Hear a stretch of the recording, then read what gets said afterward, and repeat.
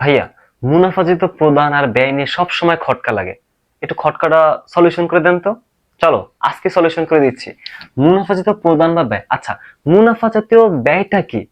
যেই ব্যয়টা আমার স্বল্প মেয়াদী, অর্থাৎ 1 বছরের মধ্যে অনিয়মিত এবং টাকার অঙ্কে ছোট, এরকম একটা ব্যয়, এটা কি আমার মুনাফাজিত ব্যয়। তাহলে প্রদানটা কি ভাই?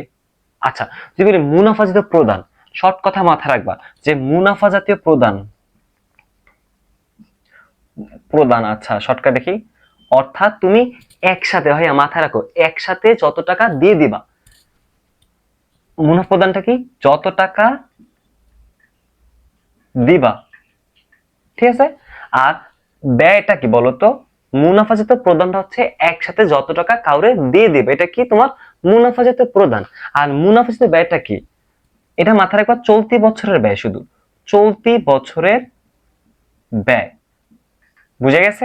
আমরা তো বুঝছি, তাই না?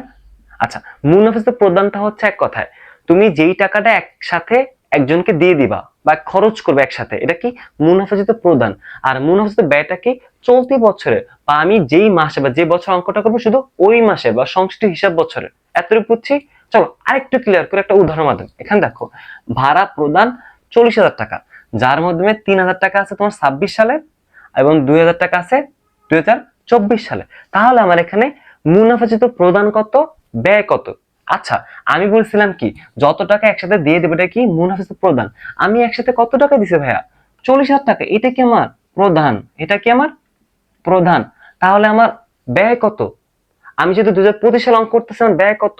অগ্রিম বকেয়া সব মাইনাস করে দিবা, অগ্রিমও মাইনাস, বকেয়াও মাইনাস। 3,000, 2,000, 5,000, সো 35,000 টাকা কি আমার ব্যয়। এই 35 টাকা কি আমার 2025 সালের, এটা কি আমার ব্যয়, মানে সংশ্লিষ্ট হিসাব বছরের। এই তো।